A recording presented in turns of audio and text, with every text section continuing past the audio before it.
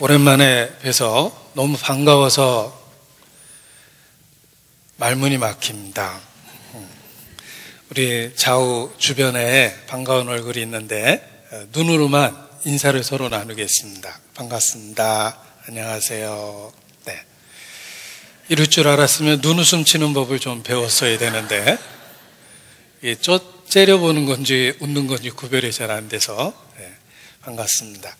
함께 기도하시겠습니다. 우리 가운데 역사하시는 거룩하신 아버지 하나님, 아무 소망 없었던 저희를 예수 그리스도 안에서 불러주시고 하나님의 자녀 삼아주신 것 진심으로 감사를 드립니다. 오늘 또 하나님 앞에 이처럼 모일 수 있도록 귀한 은혜를 주시고 또 이끌어 주신 것 주님께 감사를 드립니다. 우리와 함께 하시겠다는 약속의 말씀을 붙잡고 더욱 모든 것을 주님께 의지합니다. 성령께서 친히 주관하시며 성령의 감동 감화하심으로 우리 마음에 변화를 주시고 주님을 맞이할 준비를 시켜주시기를 주님께 간구합니다. 잘못된 것, 또 어그러진 것 말씀으로 책망해 주시고 돌이키며 새롭게 될 수 있도록 주의 은혜를 더해 주시기를 주님께 간구합니다. 여러 병든 자에게 주의 능력과 은혜를 베푸시고 그들의 환부에 손을 대시며 그들을 고쳐주셨습니다. 이 시간 동일한 은혜로서 우리 심령의 역사해 주시며 영과 육의 병든 것을 주의 능력과 은혜로 고쳐주시기를 주님께 간구합니다. 죽은 자를 살리시는 그 능력, 그 은혜만을 때마다 일마다 사모하고 기다립니다. 코로나 사태로부터 우리 모두를 지켜주시고 우리의 신앙을 지켜주시기를 주님께 기도합니다. 우리의 가정에 평안을 허락해 주시고 생업의 현장에 주의 능력으로 함께하여 주시옵소서. 이 시간도 모든 행사를 주께 의지합니다. 주님의 영광만을 나타내 주시고 주의 가르침으로 우리 모두를 가르쳐 주시기를 주님께 간구합니다. 고마우신 우리 구주 예수님 이름으로 기도합니다. 아멘. 네, 성경 히브리서 11장 6절 말씀을 찾겠습니다. 365페이지 히브리서 11장 6절.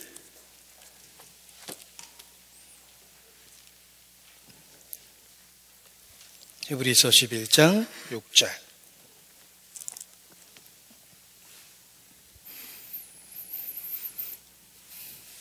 히브리서 11장 6절 제가 읽어드리겠습니다. 믿음이 없이는 기쁘시게 못하나니 하나님께 나아가는 자는 반드시 그가 계신 것과 또한 그가 자기를 찾는 자들에게 상 주시는 자이심을 믿어야 할지니라. 이 시간 세스티우스라는 역사적 인물이 생각이 났습니다.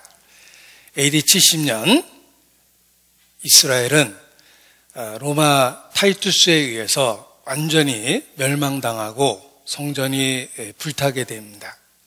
그런데 타이투스에 의해서 멸망되기 전 4, 5년 전에 로마의 세스티우스라는 장군이 군대를 이끌고 예루살렘에 먼저 쳐들어왔습니다. 그리고 오랫동안 포위했고 거의 함락 직전에 이스라엘은 선택의 여지가 없었습니다. 항복할 수밖에 없는 그 직전에 놀랍게도 어떤 이유인지 세스티우스가 군대를 철수하게 됩니다. 당시에 점령하는 것이 훨씬 쉬웠고 군대를 다시 철수한다라는 것은 가장 어리석은 선택이었습니다. 이스라엘은 역추적해서 많은 피해를 로마 군대가 입었기 때문입니다. 그 전쟁에서 평생을 보낸 세스티우스가 그런 결과를 예측 못한다라는 것도 너무나도 이상했습니다. 아무튼 세스티우스는 이상한 결정을 했습니다. 갑자기 군대를 철수시키고 돌아간 것입니다. 그 일로 인해서 로마 황제로부터 큰 징벌을 당했다라고 역사에도 기록되어 있습니다. 그런데 그는 역사에 말하기를 내가 왜 그런 결정을 했는지 모르겠지만 그때는 그럴 수밖에 없었다라는 생각이 들었다고 이야기를 합니다. 그 뒤에 놀라운 하나님의 섭리가 있었습니다. 군대가 잠깐 물러간 그때 이스라엘은 예루살렘에 갇혀 있었습니다. 절기를 지내느라고 많은 사람들이 예루살렘에 모여 있었고 갇혀 있었습니다. 그 중에 수없이 많은 그리스도인들도 섞여 있었습니다. 세스티우스가 물러간 그때 그리스도인들은 예수님의 말씀을 기억해냈습니다. 예루살렘이 군대들에게 에워싸는 것을 보거든 멸망에 가까운 줄 알고 도망하라는 예수님의 말씀을 기억했습니다. 그리고 세스티우스가 군대를 철수시키는 그때 그 혼란한 틈을 타서 그리스도인들은 대부분 성을 빠져나가서 베레아 지역의 집단 이주해서 그쪽에서 살게 되었습니다. 그리고 다시 로마가 군대를 정비해서 AD 70년 쳐들어와서 이스라엘을 완전히 멸망시켰던 그때 성 안에는 그리스도인은 한 사람도 없었다라는 역사가 있습니다. 기적입니다. 하나님은 예루살렘이 멸망하는 그때 초자연적인 방법으로 로마의 군대를 물러가게 한 것입니다. 그리고 그 환난 중에 그리스도인을 약속하신 것처럼 보호하셨습니다. 잠깐 군대가 물러간 그때가 바로 그리스도인들에게는 단 한 번의 마지막 기회였습니다. 그들은 주님의 말씀을 기억했고 그리고 도망하라는 말씀에 순종했으며 이스라엘이 멸망할 때 신앙을 지켰을 뿐만 아니라 목숨도 지킬 수 있었던 것입니다. 그래서 이 시간 세스티우스라는 그 역사적 인물을 먼저 생각을 했습니다.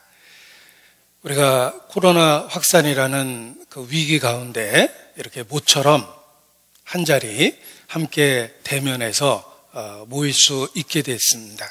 그런데 이러한 기회가 일시적인 건 아닌지 그런 걱정이 함께 듭니다. 왜냐하면 코로나 문제는 근본적으로 해결되지 않고 계속 우리에게 위협적이며 더더욱 전 세계적으로는 확산되고 있기 때문입니다.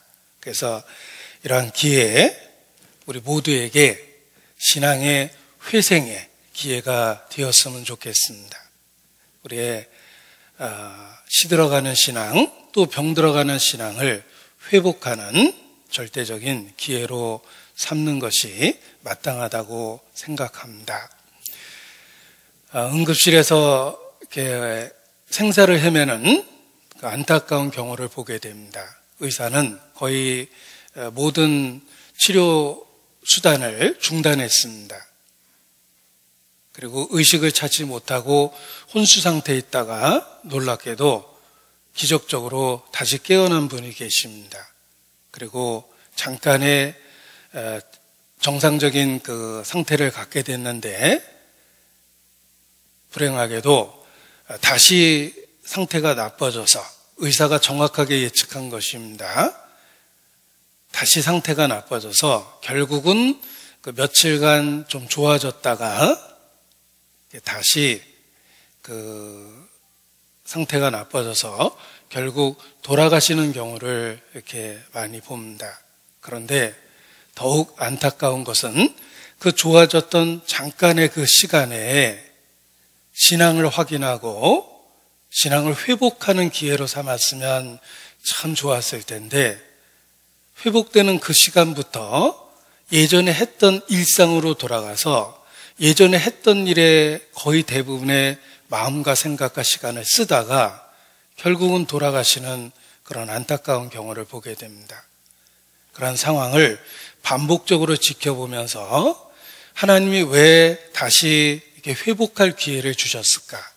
그 시간을 어떻게 보내는 것이 마땅할까라는 큰 교훈을 마음에 새기게 됩니다.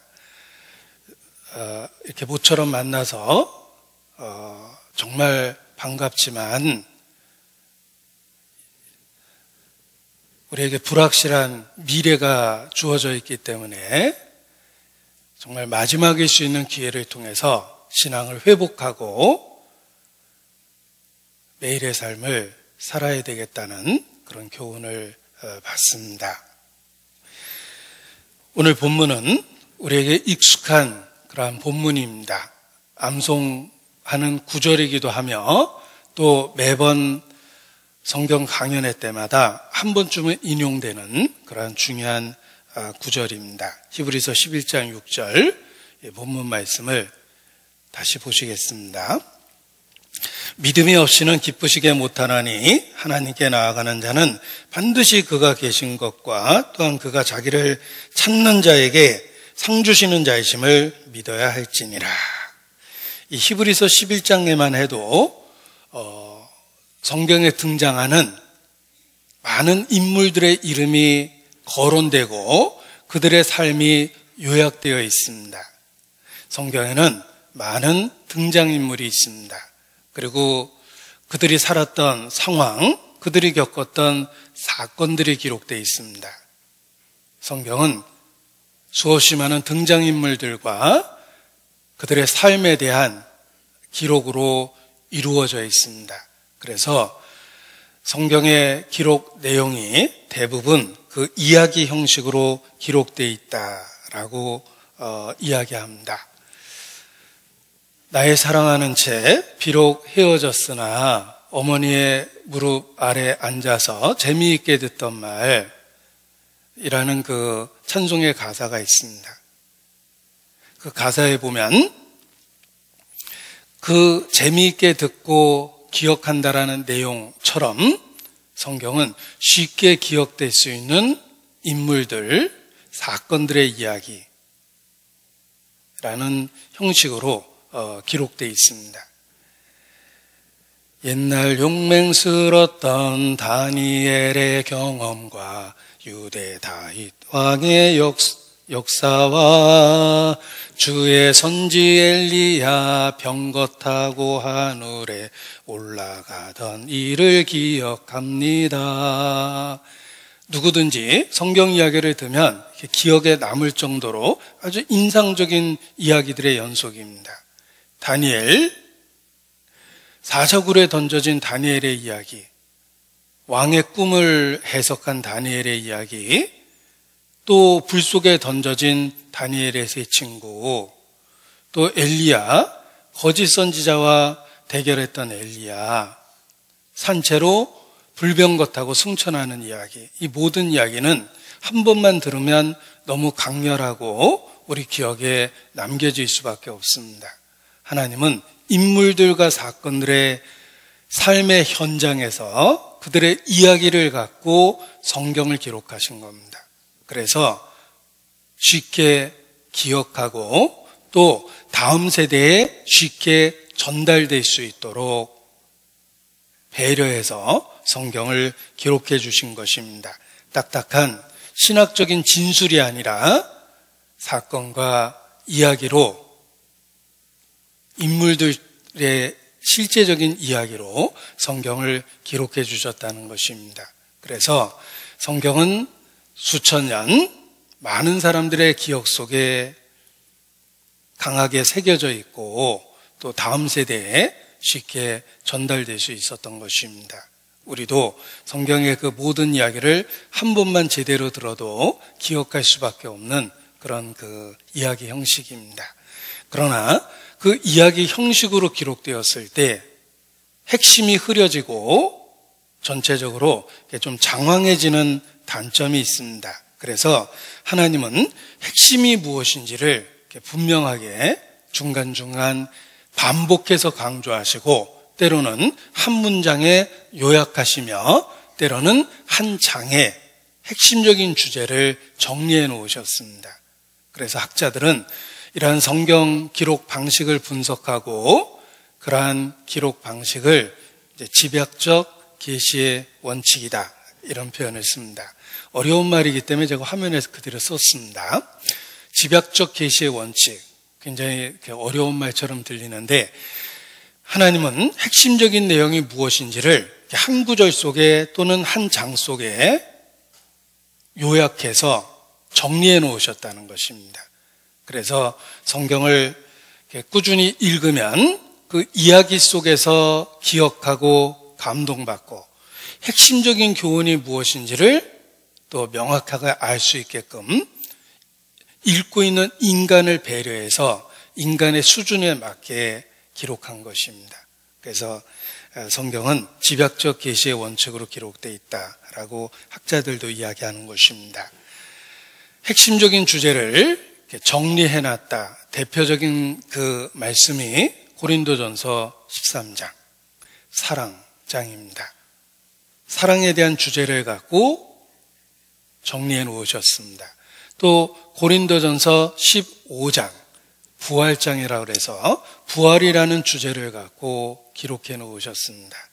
그리고 히브리서 11장 믿음이라는 주제를 갖고 한 장을 핵심적인 주제를 정리해 놓으신 겁니다. 그래서 오늘 본문도 믿음장이라고 일컬어지는 믿음이라는 주제를 정리해 놓은 히브리서 11장의 한 부분입니다.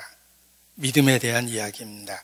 사실 성경은 믿음으로 시작해서 믿음으로 끝이 나는 이야기다, 이렇게 말할 수도 있습니다. 창세기도 창조에 대한 믿음을 우리에게 요구하십니다. 히브리서 11장 3절입니다. 바로 앞에 있으니까 보시겠습니다. 히브리서 11장 3절 믿음으로 모든 세계가 하나님의 말씀으로 지어진 줄 우리가 아나니 보이는 것은 나타난 것으로 말미암아 된 것이 아니니라. 창세기도 우리에게 믿음을 요구하고 있습니다. 만물이 하나님에 의해서 창조되었다라는 것을 믿어야 된다는 믿음을 창세기는 요구하고 있다는 것입니다. 또 아담과 하와의 이야기도 우리에게 순종해야 될 믿음을 요구하고 있고 불순종의 참혹한 결과를 경고하고 있습니다. 또 이어지는 노아의 이야기도 물로 심판했다는 말씀을 통해서 심판에 대한 믿음을 갖고 현재의 삶을 살아야 된다는 것을 교훈해 주고 계십니다. 또 믿음의 조상 아브라함의 이야기, 믿음으로 시작해서 그들의 믿음으로 하나님과 동행했다는 이야기를 그 자손들의 이어지는 이야기를 통해서 우리에게 가르쳐 주십니다. 아브라함이 이삭을 낳고 이삭이 야곱을 낳고 우리가 믿는 하나님은 아브라함과 이삭과 야곱의 하나님이며 그들은 하나님과 믿음으로 동행하는 삶을 살았습니다. 역시 믿음에 대한 이야기입니다. 신약 성경에 들어와서도 마찬가지입니다. 예수님의 가르침은 온통 믿음에 집중되어 있습니다. 내가 믿느냐? 내 믿음이 크도다. 내 믿음대로 될지어다. 이보다 더 큰 믿음을 내가 본 적이 없다. 예수님도 사람들과의 관계 속에서 끊임없이 믿음이라는 핵심적인 내용을 강조하고 있습니다. 그리고 성경의 마지막 책 요한계시록도 그렇습니다. 마지막 때 일어날 일을 보여주며 우리에게 믿음을 요구하십니다. 그리고 마라나타, 주님이 다시 오신다는 진리를 믿으라고 교훈해 주는 것입니다. 따라서 창세기로부터 요한계시록까지 온통 믿음에 관한 이야기다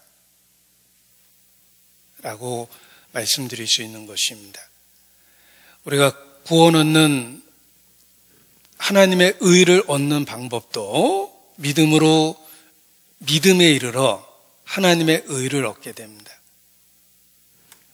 그래서 복음에는 하나님의 의가 나타나서 믿음으로 믿음에 이르게 하나니라고 말씀하신 것입니다. 성경 자체가 믿음으로 믿음에 이르는 이야기입니다. 온통 믿음의 내용을 강조하고 있다는 것입니다.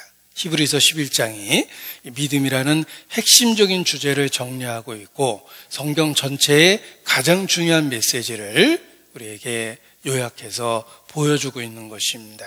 그리고 우리 각 사람에게도 이 시대에 믿음을 갖고 살아야 된다라는 교훈을 해주고 계십니다.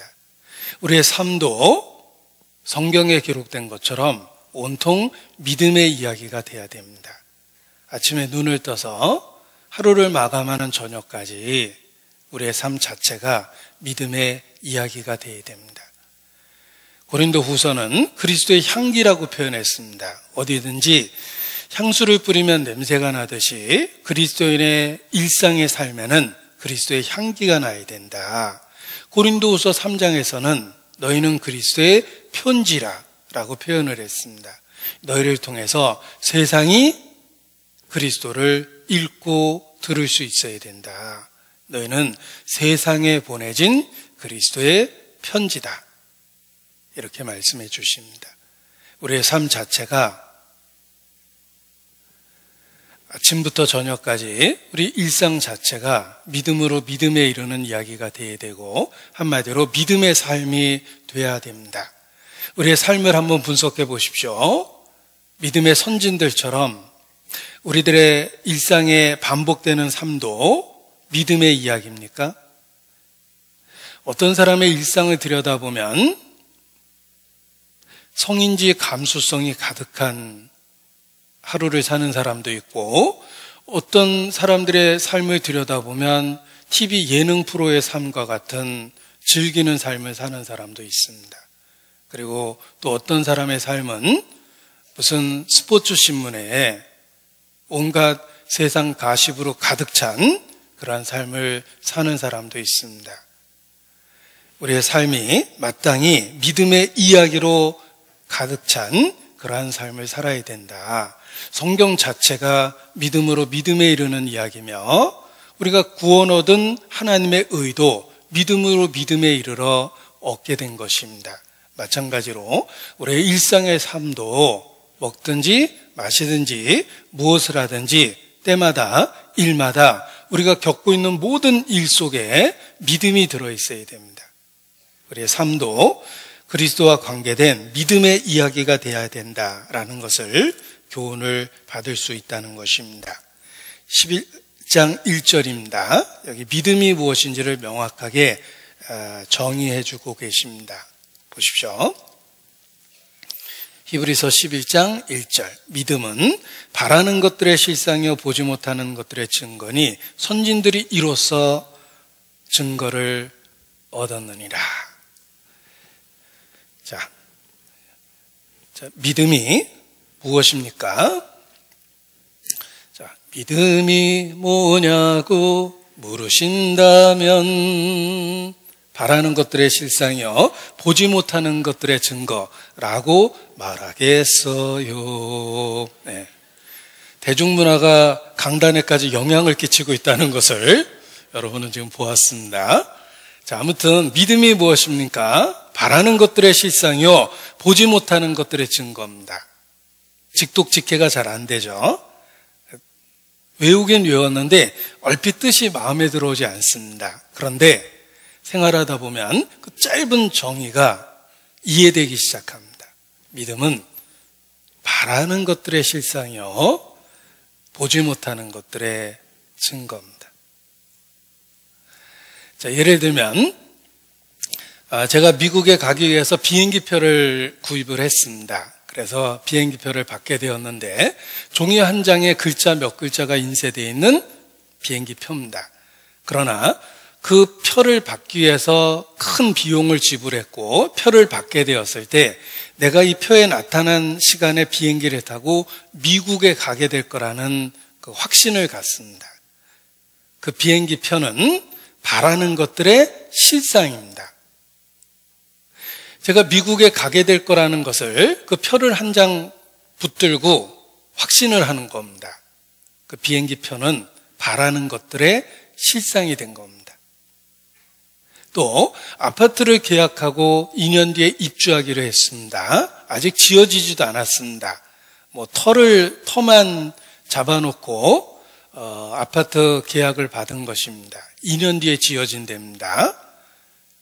그런데 계약서 한 장을 들고 또 조감도, 장차 지어질 아파트 조감도 하나 들고 또는 모델하우스를 보면서 보지 못한 내가 살 아파트 단지를 나는 확실히 믿습니다. 내가 보고 있는 계약서 한 장, 또 살펴본 모델하우스의 모습, 조감도, 그림은 보지 못하는 것들의 증거입니다. 믿음이 그렇습니다. 우리는 믿음을 통해서 우리가 구원받았다는 사실도 확신하고 한 번도 본 적도 없는 천국에 대한 기쁨을 지금 이야기할 수 있다는 것입니다. 세상에서는 비행기표가 취소될 수도 있고 또는 아파트도 건설이 중간에 중단될 수도 있습니다. 그러나 하나님과 관계된 믿음이기 때문에 우리는 더 큰 확신을 갖고 기뻐할 수 있는 것입니다. 믿음은 바라는 것들의 실상이며 보지 못하는 것들의 증거입니다. 우리는 내가 결정한 오늘의 선택에 대해서 어느 날 하나님 앞에 가서 심판을 받게 된다는 걸 압니다. 그걸 어떻게 아냐면 믿음으로 아는 거예요. 또 현재 나의 희생이 결코 헛되지 않다라는 것도 알고 기쁨으로 기꺼이 희생할 수 있습니다. 어떻게 그럴 수 있습니까? 보지 못하는 것들의 증거, 믿음을 통해서 그렇게 할 수 있는 것입니다. 그래서 이 짧은 정의가 처음에 들었을 때는 어렵다라고 생각이 됐고 무슨 말인지 모르겠다 이렇게 느껴졌지만 실제로 믿음 생활을 하다 보면 가장 짧지만 확실하게 우리에게 정의해 주신 거구나라는 걸 깨닫게 됩니다. 믿음은 바라는 것들의 실상이요 보지 못하는 것들의 증거입니다. 선진들도 이로써 증거를 얻었습니다. 앞서간 모든 믿음의 사람들도 이 믿음을 통해서 증거를 얻고 변화된 삶을 살았던 것입니다. 우리가 믿는 이러한 믿음은 그 대상이 가장 중요합니다. 우리가 믿고 있는 그 믿음의 대상이 믿음에 있어서 가장 중요한 것입니다. 예를 들면 비행기표를 받았는데 믿을 만한 항공사로부터 직접 발행된 항공표를 받은 것이 아니라 여행사에서 보증한 항공표를 받았다. 이 여행사가 중간에 부도날 수도 있습니다. 그래서 여행사에서 입증하는 항공편지 아니면 그 믿을 만한 항공회사에서 직접 좌석을 보장한 항공편지를 확인해 봐야 될 겁니다. 대상이 중요하기 때문에 그렇습니다. 아파트를 계약해도 믿을 만한 큰 대기업의 건설단지 아니면 정말 부도 위기의 소문이 가득한 부실한 회사의 아파트 계약서인지 그 대상이 중요합니다. 누가 보증을 했다 하더라도 그 보증이 누가 했느냐에 따라서 신용도가 달라지는 것입니다. 마찬가지로 우리의 믿음의 대상이 누구인가 이것이 가장 중요한데 우리의 믿음의 대상은 창조주, 천지를 지은 창조주 그리고 그의 보내신 자 예수 그리스도입니다.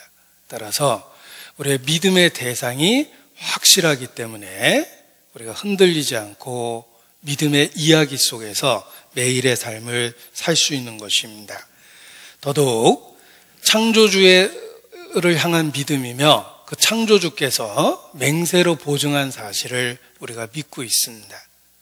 창조주가 보증했다는 것이 중요하고 어떻게 보증했는가? 맹세로 보증했습니다. 보증한 방법이 또한 중요합니다. 이런 확실한 믿음의 대상을 갖고 있기 때문에 흔들리지 않고 매일을 신앙의 삶으로 살 수 있게 되는 것입니다. 히브리서 6장 16절입니다. 히브리서 6장 16절.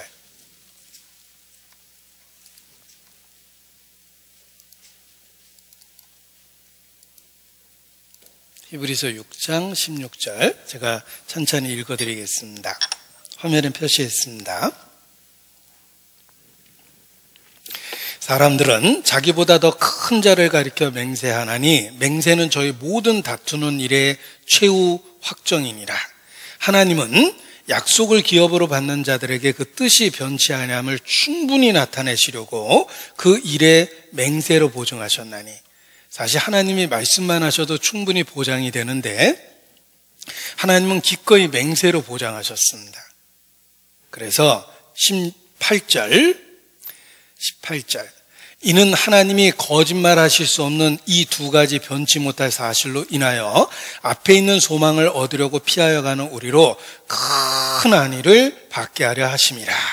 우리의 안위, 우리의 그 안전한 상태가 어떻게 이루어진 거냐면 두 가지 변치 못할 사실로 인하여 이루어진 것입니다. 하나님 자신이 믿음의 대상이 됐고 하나님은 또한 그것을 맹세로 보증했다는 것입니다. 그래서 하나님 자신과 하나님이 맹세로 보증했다는 그 맹세, 그 두 가지가 우리에게 확실한 보장이 되는 것입니다. 어떤 사람이 확실히 보장해도 그 사람의 신용 상태가 좋지 않으면 결과가 나쁠 수 있습니다. 옵티모스에서 확실히 보장했다. 그래도 부도나는 거죠. 확실히 보장한 건 좋은데 문제는 옵티모스입니다. 옵티모스가 잘 모르는 분은 뉴스를 보시면 됩니다.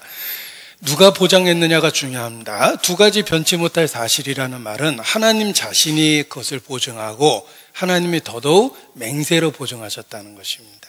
하나님의 성품은 변하지 않는다라는 성품을 갖고 계십니다. 변개치 않는 분입니다. 그분이 맹세로 보증했으니까 이중의 보증이 되는 것입니다. 우리의 믿음의 대상은 하나님 그리고 그분의 맹세입니다. 그래서 확신 가운데 매일의 삶을 살 수 있는 것입니다. 현재는 고통스러워도 주님이 맹세로 보증한 사실을 우리가 붙들고 있기 때문에 현재 어려움을 견뎌낼 충분한 근거를 갖고 있는 것입니다. 그래서 우리가 아파트를 입주할 때도 내년에 입주다라는 그 희망이 현재의 불편함을 충분히 감수하게 만듭니다. 내년에도 어떻게 될지 모르겠다 그러면 현재가 더 불편해집니다. 그러나 확실한 미래 때문에 현재의 어려움이 견뎌지는 겁니다. 이것이 믿음의 비밀이에요. 우리가 믿고 있는 대상을 기억하십시오. 창조주 하나님, 변개치 않는 하나님이십니다. 그리고 그분이 맹세로 보증한 것을 우리가 믿고 있기 때문에 큰 안위 속에서 매일을 신앙의 이야기로 살 수 있게 되는 것입니다. 우리 믿음의 대상을 기억할 때, 또 그분의 맹세로 한 보증을 기억할 때 우리가 큰 위로 속에서 현재의 어려움을 견뎌낼 수 있는 것입니다. 제가 찬송을 인용하려고 그러는데 지금 망설이고 있습니다. 불러드릴까 읽어드릴까를 망설이고 있는데 그냥 불러드리겠습니다. 마음 괴롭고 아파서 낙심될 때 나는 내 믿음 지키리니 내가 영광의 주님을 바라보니 오직 내 꿈은 참되리라. 나의 놀라운 꿈 정녕 남이 끼는 장차 큰 은혜 받을 편이 나의 놀라운 꿈 정녕 이루어져 주님 얼굴을 배우리라. 요새 가을 많이 울적해지는데 제가 저를 위로해 보려고 한번 이렇게 가사를 새겨가면서 뭐 이렇게 스스로도 불러봤어요. 마음 괴롭고 아파서 낙심될 때 나는 내 믿음 지키리니 오직 내 꿈은 참되리라. 내가 믿고 있는 믿음의 대상, 그리고 그분이 맹세로 보증했다는 그 놀라운 사실로 인해서 현재의 어려움을 충분히 위로받고 믿음을 지키고 매일의 삶을, 믿음의 삶을 살기 위해서 노력할 수 있다는 것입니다. 믿음은 바라는 것들의 실상이요 보지 못하는 것들의 증거이기 때문에 그렇습니다. 선지들도 이것으로 증거를 얻은 것처럼 우리도 매일의 삶을 믿음으로 증거를 얻고 믿음의 삶을 살 수 있는 것입니다. 11장 6절 다시 보겠습니다. 히브리서 11장 6절.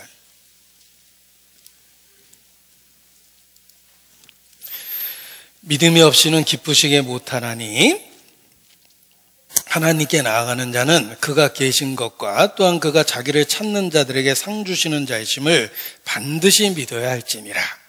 제가 반드시라는 말의 위치를 좀 바꿔봤죠. 그것은 이제 의미를 좀 더 명확하게 하기 위해서 위치를 좀 바꿔봤습니다. 이 반드시가 어디에 걸리는 걸까 한때 궁금했거든요.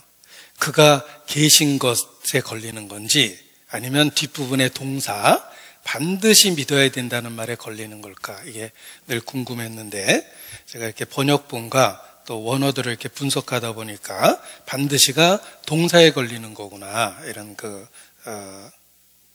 확인을 했습니다. 그래서 혼란 없이 읽기 위해서는 하나님께 나아가는 자는 그가 계신 것과 또한 그가 자기를 찾는 자들에게 상 주시는 자이심을 반드시 믿어야 할지니라 이렇게 읽는 것이 더 낫겠다라는 생각을 했습니다.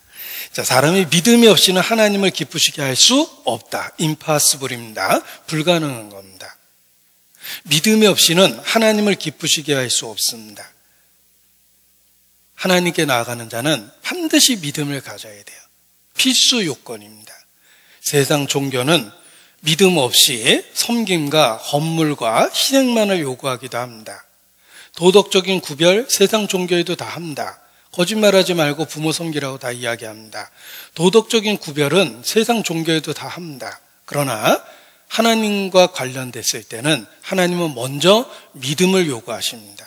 하나님을 기억하고 사람을 사랑하고 하나님을 기억하고 거짓말하지 말고 하나님을 기억하고 도둑질하지 말고 하나님을 기억하고 이웃을 해치지 마라. 이게 하나님의 말씀입니다. 세상 종교는 믿음이라는 부분이 빠져 있어요. 단지 도덕적인 구별, 당위성을 강조하고 또는 희생과 헌신과 섬김을 요구합니다. 신을 섬기라는 요구를 하죠. 그러나 하나님은 먼저 믿음을 요구합니다.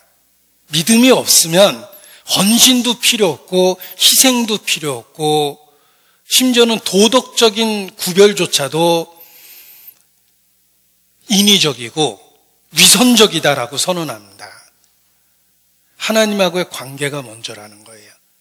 성경은 먼저 믿음을 요구하고 있습니다. 믿음이 없으면 하나님을 기쁘시게 하는 것이 불가능합니다. 희생을 드리고 헌신하고 섬긴다 하더라도 의미가 없다라는 거예요.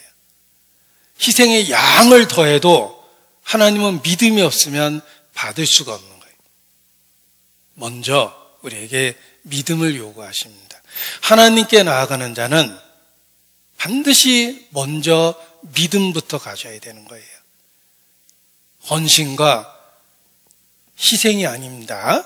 교회 와서 바치는 걸 먼저 배우는 게 아니라 믿음이 무엇인지를 먼저 배워야 되는 것입니다.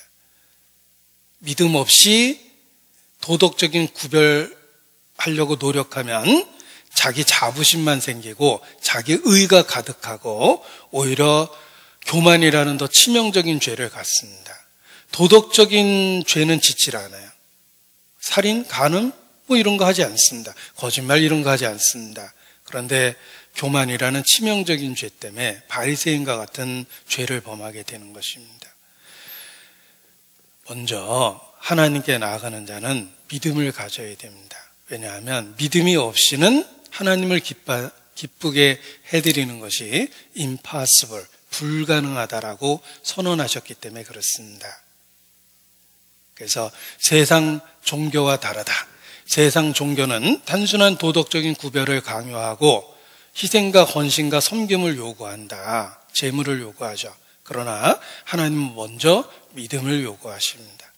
그것이 세상 종교와 결정적으로 우리의 믿는 내용이 다르다는 것입니다. 믿음이 먼저 요구되고 있다는 것입니다. 미가서 6장입니다. 미가나움 하박국 미가서 6장 6절입니다. 1296페이지입니다. 1296페이지.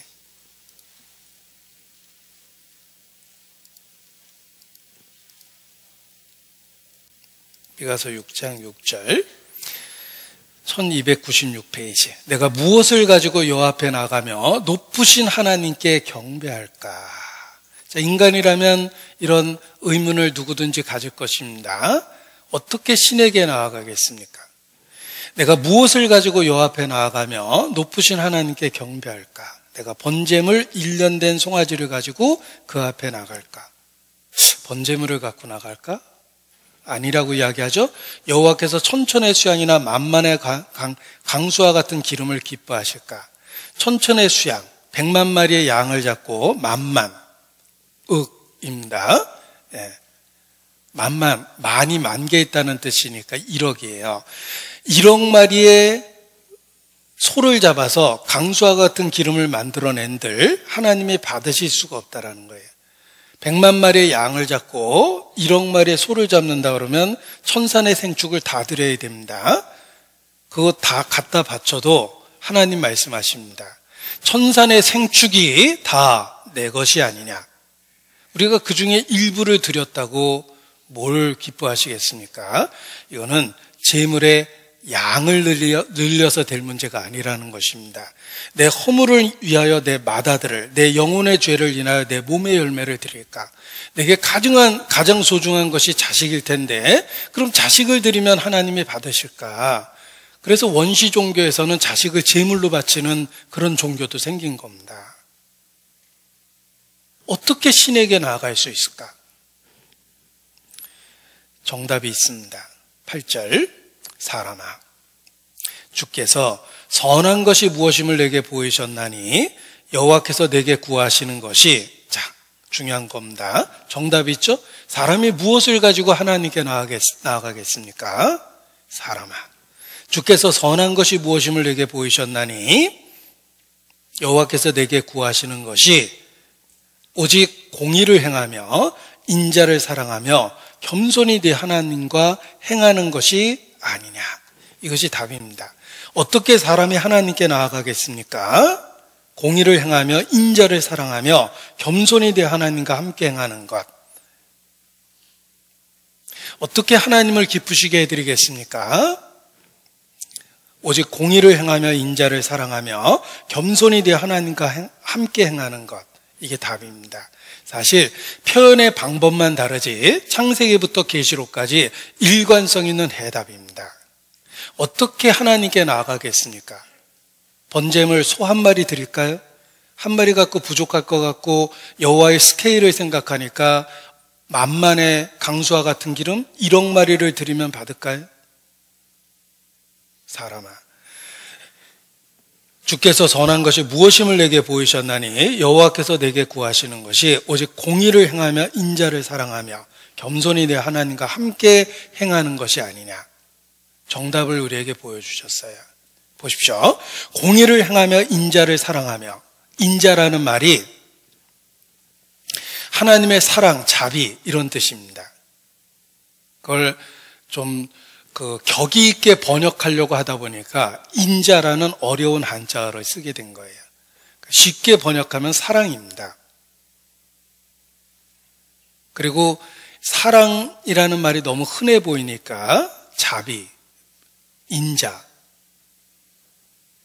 긍휼 이런 다른 단어를 사용하기도 하지만 결국은 사랑입니다. 공의와 사랑이죠. 하나님의 성품입니다. 하나님은 빛이십니다. 그에게는 어둠이 없습니다. 하나님은 공의의 하나님이거든요. 하나님은 사랑이십니다. 은혜와 자비가 한없이 풍성하십니다. 하나님의 성품 자체예요. 하나님의 성품에 대한 정확한 이해가 있어야 된다는 거예요. 공의를 행하며 인자를 사랑하라. 그리고 겸손히. 인간은 겸손해질 충분한 이유가 있습니다. 창조주 앞에. 내 하나님과 함께 행하는 것이 아니냐. 이것이 하나님이 원하시는 겁니다. 그런데 이 문장을 한 단어로 바꿀 수 있습니다. 내게 구하는 것이 공의를 행하며 인자를 사랑하며 겸손히 대 하나님과 함께 행하는 것이다 라고 말씀하셨는데 한마디로 줄이면 예수님과 함께 하라는 뜻입니다. 예수 그리스도 안에 공의를 행하며 인자를 사랑한다는 진리가 들어있어요. 또한 예수 그리스도와 함께 한다는 것 속에 하나님과 함께 행한다는 의미가 들어있는 겁니다. 따라서 이 문장을 한 문장으로 줄이면 그리스도 안에서 살라는 뜻입니다. 예수님을 믿고 예수님과 함께 그리스도 안에서 살아가야 된다. 이것이 인자야. 주께서 선한 것이 무엇임을 내게 보이신 그 내용입니다. 오직 공의를 행하며 인자를 사랑하며 겸손히 대 하나님과 함께 행하는 것, 이것이 그리스도 안에 살라는 뜻입니다. 예수 그리스도를 우리가 이해하면 이해할수록 이 말의 뜻을 더 명확하게 이해할 수 있습니다. 보십시오. 하나님의 대표적인 성품, 캐릭터, personality, attribute, 다양한 단어를 쓰지만 한마디로 하나님의 성품입니다. 도대체 하나님이 어떤 분입니까? 알라 신의 이름으로 사람을 살해하는 사람이 있습니다.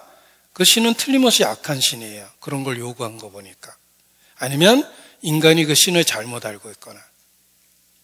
하나님이 어떤 분입니까? 하나님은 공의와 사랑의 하나님입니다. 의와 공의가 주의 보좌의 기초라. 인자함과 진실함이 주를 앞서 행하나이다. 한마디로 공의와 사랑을 갖고 계세요. 하나님의 통치의 수레바퀴, 하나님이 세상을 다스립니다. 하나님은 하늘을 다스리고 땅을 다스리고 세상을 다스립니다. 하나님이 다스리는 두 가지 원칙은 공의와 사랑이에요. 이것이 하나님의 성품이기 때문에 그렇습니다. 하나님은 빛이시며 하나님은 사랑이십니다. 하나님의 캐릭터입니다. 공의와 사랑. 공의는 하나님이 악에 대한 심판으로 나타나고 사랑은 회개에 대한 구원으로 나타납니다. 공의는 악에 대한 하나님의 심판, 사랑은 회개하는 인간에 대한 구원으로 나타나죠. 하나님에겐 이 두 가지가 다 있다는 거예요. 그래서 성경을 읽으면 무시무시한 심판에 대한 이야기도 있고 그 진노 중에 인간을 구원하시는 놀라운 구원의 이야기도 있습니다. 이것이 하나님이 세상을 다스리는 이치이기 때문에 그렇습니다. 보십시오. 공의는 악을 행할 때 심판으로 나타나며 선에 대한 보상으로 나타나요. 행한 대로 갚으리라. 하나님은 사랑의 하나님이시기 때문에 회개할 때 구원으로 나타납니다. 인간의 역사 속에도 나타나요. 인간 역사는 온통 심판의 역사예요. 사필귀죠. 역사가 다 그렇습니다. 악을 행하는 자는 악으로 망합니다. 음모를 꾸미는 자는 음모 때문에 망하게 됩니다. 당대에 망하지 않으면 역사 속에서 그 부끄러움을 영원토록 갖고 그 이름에 남겨놓고 살게 되어 있습니다. 인간의 역사는 심판의 역사입니다. 그리고 또한 아직까지 악함에도 불구하고 망하지 않은 것은 하나님의 긍휼과 은혜가 작동하고 인간을 구원하시기 때문에 그렇습니다. 이것이 성경 전체에 나타난 하나님의 통치 방법인데 이러한 통치 방법이 십자가 속에서 한 번에 나타난 거예요. 십자가에서 무엇을 보십니까? 하나님의 공의를 행하며 인자를 사랑하신다는 걸 본 거예요. 하나님은 공의를 행합니다. 십자가는 끔찍한 형벌이잖아요. 그럼에도 불구하고 인간을 사랑하셔요. 우리를 구원하시려고 합니다. 하나님의 성품이 그대로 나타난 거예요. 십자가는 하나님의 사랑이 나타난 게 아니라 의로운 사랑이 나타난 겁니다. 그래서 미가서에 있는 말씀처럼 공의를 행하며 인자를 사랑하라는 그 하나님의 속성이 십자가에 그대로 나타난 거예요. 그래서 성경 말씀에도 하나님은 구원을 강조하고 자신의 의로움을 동시에 강조하죠. 여호와께서 그 구원을 알게 하시며 그 의를 열방의 목전에 명백히 나타내시는도다. 우리에게 분명히 가르쳐 준 거예요. 하나님은 공의와 사랑을 갖고 계십니다. 그래서 십자가 속에 나타난 진리가 하나님의 의로움과 죄에 대한 보응이 있다는 것, 그리고 우리에 대한 은총과 우리에 대한 긍휼이 여김과 인간을 향한 진실함을 십자가를 통해서 한 번에 계시했다. 십자가는 다중의 진리를 한 번에 계시한 겁니다. 그래서 내가 내게 장가들어 영원히 살되 의와 공변됨과 은총과 긍휼이 여김으로 내게 장가들며 진실함으로 내게 장가들리니 내가 여호와를 알리라. 보십시오. 장가든다는 말이 3번이나 나오고 그 3번이라는 말에 5개의 하나님의 속성이 엮어져 있습니다. 의와 공변, 은총과 긍휼, 그리고 진실함이에요. 우리는 십자가에서 하나님이 인간에게 무엇을 원하시는지를 확실히 본 겁니다. 사람아, 주께서 선한 것이 무엇임을 내게 보이셨나니 여호와께서 내게 구하시는 것이 오직 공의를 행하며 인자를 사랑하며. 우리가 십자가에서 본 진리입니다. 그 진리를 붙잡으면 십자가를 안 믿을 수가 없어요. 하나님의 성품이거든요. 그리고 하나님과 동행하기 위해서는 예수 그리스도를 믿을 수밖에 없어요. 겸손히 대해 하나님과 함께 행하기 위해서 우리에게 필요한 것은 구세주예요. 그래서 예수님을 믿는 겁니다. 우리의 믿음의 내용을 보십시오. 우리가 하나님께 나아갈 때는 반드시 믿음을 갖고 나아가야 되는데 그 믿음에는 우리의 믿음의 대상인 하나님의 성품이 들어있다는 거예요. 그래서 십자가에는 공의를 행하며 인자를 사랑하는 하나님의 성품이 게시되어 있습니다. 내가 그 십자가를 믿는다라는 말은 내 삶에 그러한 하나님을 받아들인 거예요. 따라서 나도 공의를 사랑하고 공의를 베풀고 행하고 인자를 사랑하며 지내야 되는 거예요. 그리고 십자가는 하나님과 함께 행할 수 있는 유일한 방법이에요. 그 십자가를 믿기 위해서 필요한 건 인간의 겸손이에요. 겸손히 내 하나님과 함께 행해야 된다. 자신이 죄인이라는 걸 인정하고 철저하게 자기를 낮춰야 됩니다.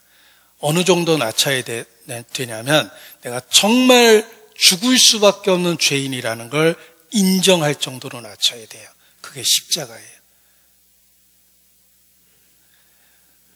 예수 그리스도를 믿는다는 진리 안에 이러한 믿음의 내용이 들어있다는 것입니다. 의가 들어있고 공변이라는 진리가 들어있고 은총과 긍휼이 여김이라는 진리가 들어있고 진실함이라는 진리가 들어있는 겁니다. 이 모든 진리를 한 번에 이루신 분은 오직 예수 그리스도 한 분이십니다.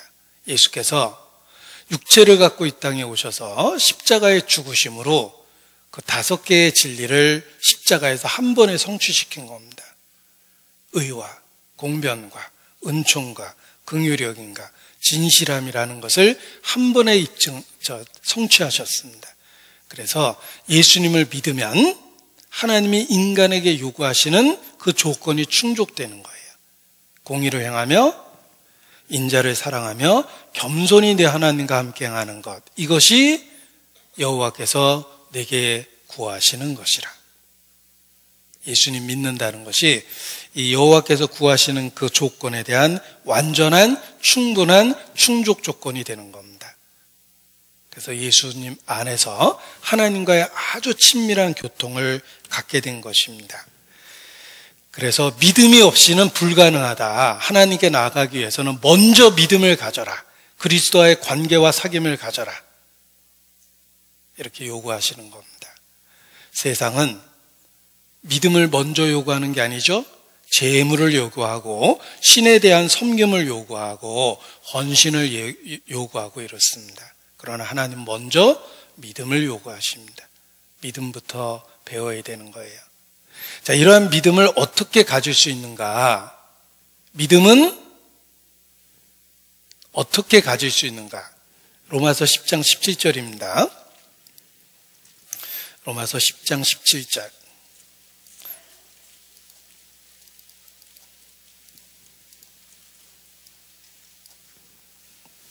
로마서 10장 17절.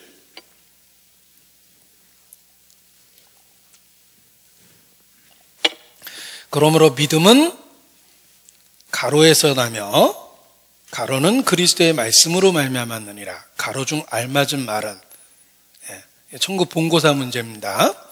믿음은 가로에서 나며 가로가 가로에 들어갈 말이 뭘까? 믿음은 댕김, 교회에 다니면 생기나? 아닙니다. 믿음은 헌금? 아닙니다. 믿음은 봉사한다고 믿음 생기는 게 아니에요. 무슨 불신자 자선단체도 얼마나 봉사 많이 합니까? 믿음은 들음에서 납니다. 들음에서 난다는 말은 스스로 나는 게 아니란 뜻입니다. 인간 스스로에게서 믿음이 생기는 게 아니에요. 내가 굳게 결심한다고 믿음이 생기는 게 아닙니다. 외부로부터 주어져야 되는 거예요. 믿음은 들음에서 납니다. 들음은 그리스도의 말씀으로 말미암았느니라. 하나님의 말씀을 들어서 자기 안에 없었던 믿음이 생기는 거예요. 외부로부터 오는 겁니다. 그래서 믿음을 받았다라는 표현을 성경에서 쓰신 거예요. 믿음은 들음에서 납니다. 많은 사람이 믿음이 아닌데 믿음이라고 생각하는 것이 있습니다. 믿음의 최고의 유사품은 자기 확신이에요. 자기 신념. 난 할 수 있다. 나는 할 수 있다. I can do. 나는 할 수 있다. 자기 신념입니다. 나폴레옹처럼 신을 부인해도 내 사전에 불가능은 없다라고 큰 소리 칠 수 있습니다. 자기 암시에 의해서. 자기 암시에 의한 신념이 믿음이 아닙니다. 믿음의 최고의 유사품은 자기 신념이라는 것입니다. 아닙니다. 진정한 믿음은 들음에서 납니다. 외부로부터 오는 거예요. 내 마음에서 결심해서 생기는 게 아니라 말씀이 주어져서 하나님을 알고 하나님하고의 관계와 친밀한 사귐이 믿음을 만들어내는 거예요. 그래서 믿음은 들음에서 나며 그리고 말씀을 들어야지 믿음이 생긴다라고 일깨워 주신 것입니다. 단순히 교회에 출석한다고 믿음이 생기는 게 아닙니다. 우리 어려서 엄마 손 붙잡고 교회 10년 이상 다닌 아이가 신앙 없이 교회를 떠나버리죠.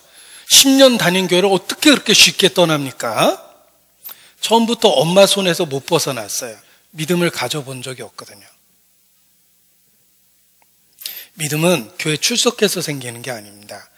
주방에서 봉사한다고 생기는 게 아닙니다. 헌금통에 금액을 늘렸다고 믿음이 동시에 생기는 건 아닙니다. 믿음은 들음에서 납니다. 말씀을 들어야지만 참된 믿음이 생깁니다. 그래서 우리가 모일 때마다 많은 시간을 말씀을 배우는 데 쓰는 거예요. 말씀 듣는 시간을 형식화 만들어버리면 신앙이 틀림없이 죽어가기 시작합니다. 믿음은 말씀에 의해서 생기고 믿음은 말씀에 의해서 유지되기 때문에 그렇습니다. 우리가 말씀 듣는 것을 소중히 여기는 이유가 바로 그것입니다. 믿음이 들음에서 나며 들음은 하나님의 말씀으로 생기기 때문에 하나님의 말씀을 들어서 믿음이 생기기 때문에 그렇습니다. 그리스도인을 군사에 비유합니다. 모든 군인은 기본적으로 군사훈련을 받아야 돼요. 저는 사무직인데요. 그래도 기본적인 군사훈련을 받아야 됩니다. 군인이라면 자기 총기가 있어야 되고 그 총기를 다룰 수 있어야 됩니다. 유사시에 군인으로서의 역할을 해야 되기 때문에 그렇습니다. 업무는 사무직이라 할지라도 기본적인 군사훈련을 받고 자기 소지하는 기본적인 총기를 갖고 있어야 되는 것처럼 우리는 그리스도의 군사입니다. 목사가 말씀을 갖고 있는 게 아니라 우리 개인이 무장을 해야 되는 겁니다. 그래서 모든 군인이 기본적인 군사훈련을 받아야 되는 것처럼 모든 성도는 말씀에 대한 기본적인 훈련을 계속해서 받고 일회성으로 끝나는 것이 아니라 이 땅에 존재하는 한 그리스도의 군사이기 때문에 반복적으로 말씀에 대한 훈련을 받아야 됩니다. 그것이 이 땅에서 자기를 지키며 살 수 있는 방법입니다. 자, 히브리서 11장 6절 본문을 다시 보겠습니다. 히브리서 11장 6절 본문을 다시 봅니다. 믿음이 없이는 기쁘시게 못하나니 하나님께 나아가는 자는 반드시 믿어야 되는데 두 가지를 이야기하십니다. 첫 번째는 그가 계신 것, 하나님의 존재에 대한 믿음이 있어야 되고, 두 번째는 하나님이 자기를 찾는 자에게 상 주시는 자심을 믿어야 됩니다. 믿음의 구체적인 내용 두 가지가 있습니다. 첫 번째는 하나님의 존재를 믿는 것입니다. 하나님이 계시다는 확실한 증거는 근본적으로 우리의 생존 자체가 하나님의 존재를 입증하는 거예요. 우리는 스스로 존재하는 게 아닙니다. 우리는 자연이 제공하는 수없이 많은 혜택을 반복적으로 받으면서 생존하는 거예요. 호흡할 때마다 생각해 보십시오. 인간은 스스로 생존하는 게 아니라 외부로부터 산소가 들어와야 되는 거예요. 산소가 주어질 수 있는 환경이 유지되어야 됩니다. 햇빛이 비춰줘야지 인간이 뭔가를 할 수 있고, 하늘에서 비가 내려줘야지만 인간이 뭔가를 할 수가 있습니다. 하나님이 계시다는 가장 근본적인 증거는 인간의 생존 그 자체입니다. 아이가 정상적으로 아침 식사를 하고 깨끗이 세탁된 옷을 입고 학교에 가고 하는 그 일상은 부모가 끊임없이 부모의 역할을 하고 있기 때문에 아이의 일상이 유지되는 겁니다. 마찬가지로 인간은 스스로 존재하는 게 아닙니다. 우리가 생존하는 것 자체가 하나님이 계시다는 확실한 증거입니다. 지금도 우리가 그를 힘입어 기동하며 있느니라. 지금도. 내가 이렇게 살아있다는 것 자체가 하나님이 계시다는 가장 확실한 피할 수 없는 증거입니다. 그가 지나간 세대에 자기의 길을 다니게 묵인하셨으나 자기를 증거하지 아니하신 것이 아니니 그가 하늘로서 비를 내리시며 결실기를 주시는 선한 일을 하사 음식과 기쁨으로 저희 마음에 만족케 하셨느니라. 자기를 증거하지 아니하신 것이 아니니 하늘로부터 비를 내리셨다. 결실기를 주시는 선한 일을 하셨다. 그래서 매일의 식탁 앞에 내가 앉아 있는 겁니다. 우리의 생존 자체가 신의 존재에 대해서 논쟁할 필요가 없습니다. 인간의 생존 자체가 하나님이 계시다는 그 증거, 확실한 증거가 되는 것입니다. 그런데 이 확실한 증거를 왜 인간이 부정합니까? 그만큼 악하기 때문에 그렇습니다. 인간이 얼마나 악한지 신의 존재 자체를 부정할 정도로 악한 거예요. 자식이 얼마나 악한지 부모에게 잘못하는 게 아니고요, 부모라는 사실 자체를 부정해버리는 거예요. 얼마나 불효자식인지. 마찬가지입니다. 인간이 얼마나 악하면 자신의 생존을 통해서 확실히 증거되는 신의 존재를 부정해버립니다. 로마서 1장 18절입니다. 그게 인간의 악입니다. 죄입니다. 로마서 1장 18절.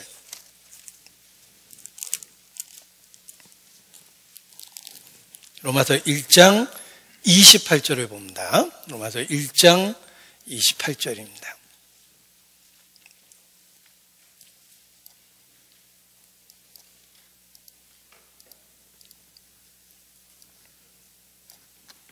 또한 저희가 마음에 하나님 두기를 싫어하며 하나님께서 저희를 상실한 마음대로 내어버려 두사 합당치 못한 일을 하게 하셨으니, 자, 이 마음에라는 표현이 숫자 2가 써 있습니다. 나눠주라 그러는데 원래의 단어가 이런 의미도 있다, 이런 뜻입니다. 그래서 밑에 보면 그 나눠주에 헬라어로 지식에 이렇게 돼 있죠. 그러니까 마음에 하나님 두기를 싫어한다라는 말이 지식에 하나님 두기를 싫어합니다. 이 세상 학문을 보십시오. 다 하나님을 부정하고 시작합니다. 그러니까 지구가 46억 년 됐다고 이야기하고 공룡이 6천만 년 전에 멸종됐다 그러고 300만 년 전에 인류가 출발했다라고 전혀 근거 없는 이야기 사실처럼 얘기하는 겁니다.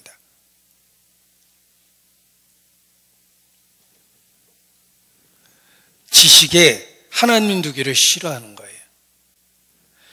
그리고 가장 큰 악을 행했기 때문에 그보다 작은 악들은 더 쉽게 행합니다. 살인을 하면 큰 죄를 졌기 때문에 도둑질은 쉽게 해요. 그 사람의 물건 정도야 쉽게 가져가죠. 목숨도 뺏었는데. 살인하고 도둑질한 사람은 거짓말 정도는 아무것도 아니에요. 얼굴 표정도 안 변하고 거짓말 탐지기 걸리지도 않을 정도로 거짓말을 합니다. 큰 죄를 지은 사람은 하위의 작은 죄를 쉽게 져요. 신을 부인하면 인간이 못할 짓이 없어요. 존속살인도 해요. 역사를 보십시오. 동성끼리 성적 자극을 주고받아요. 신을 부인하면. 하나님에 맞는 모든 자연적 질서를 다 깨버릴 수 있는 거예요. 인간이 얼마나 악하냐면 생존을 통해서 확실히 알 수 있는 신의 존재조차도 평생 부정하고 산다는 거예요.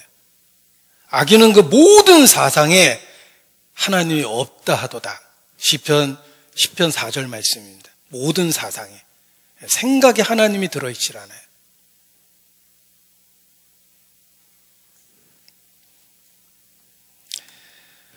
신을 적극적으로 부정했던 사람이 있습니다. 그리고 신을 적극적으로 부정하는 이유를 솔직히 얘기했어요. 신의 존재는 인간의 선택에 부담이 된다는 거예요. 현재 내 인생을 내 마음대로 살지 못하게 한다. 신은 아마도 없을 것이다. There is probably no God. 신은 아마도 없을 것이다. Stop worrying. 근심을 멈추고 Enjoy your life. 당신의 인생을 즐겨라. 이 시대의 대표적인 무신론자가 한 말입니다. 신은 아마도 없을 거야.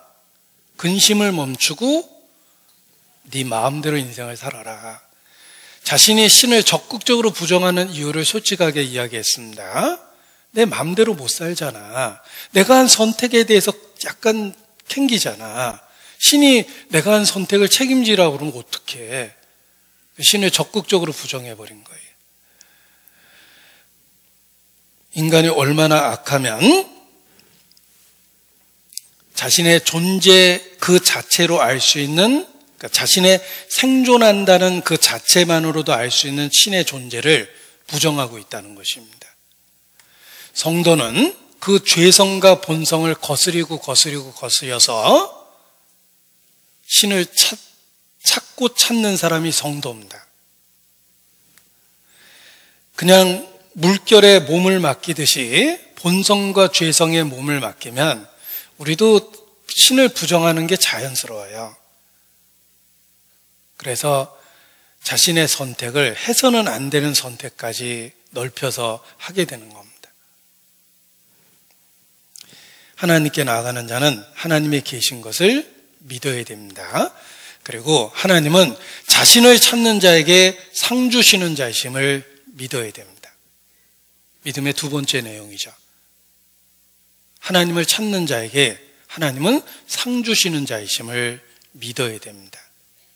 하나님을 찾는 자, 하나님 자신이, 인간이 하나님 찾기를 원하십니다.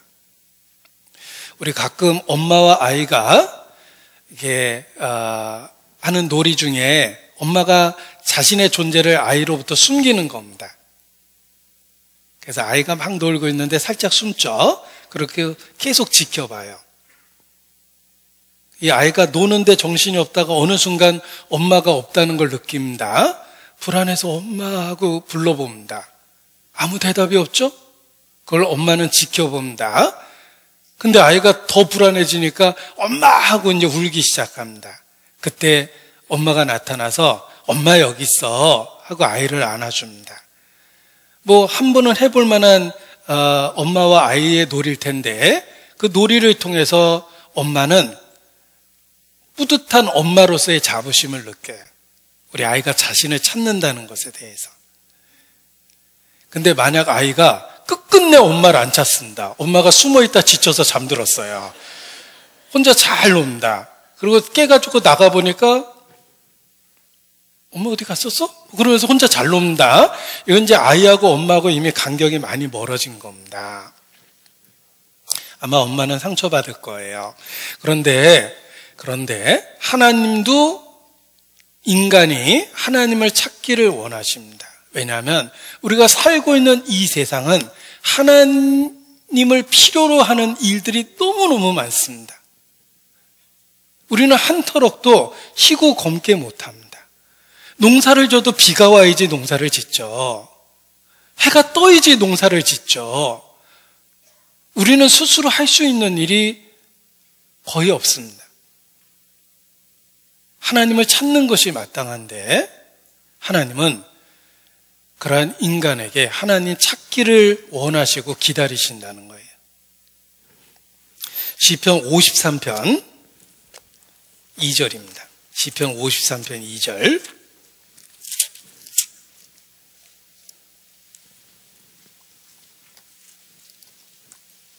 시편 53편 2절입니다.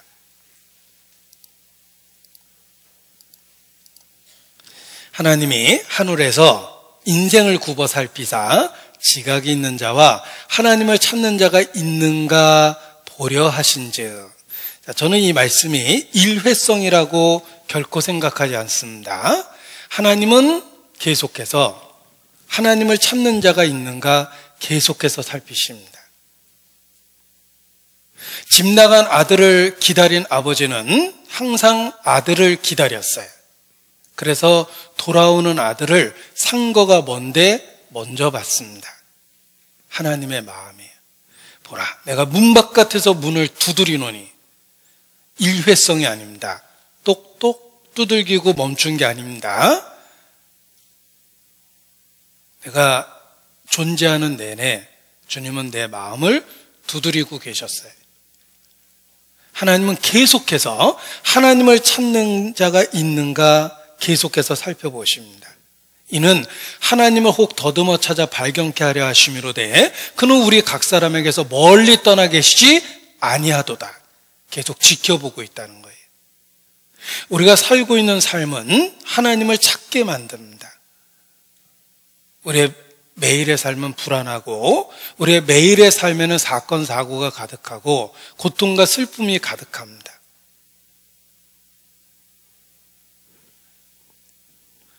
그리고 하나님께서는 기꺼이 만나주시겠다고 약속하셨습니다. 너희가 나를 찾고 찾으면 나를 만나리라. 에레미야 29장 13절인데 너희가 나를 찾으면 만나리라가 아닙니다. 찾고 찾으면이라고 말씀하셨어요. 만날 때까지 찾아야 된다는 뜻이에요. 반드시 만나줄 테니까. 주님은 우리를 만나주시겠다고 약속해 주셨습니다.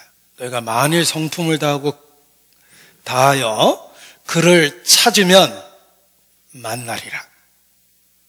만나주시겠다고 기꺼이 약속해 주셨고 우리 일생에 가까이 계시겠다고 약속해 주셨어요. 그는 우리 각 사람에게서 결코 멀리 떠나 계시지 않습니다.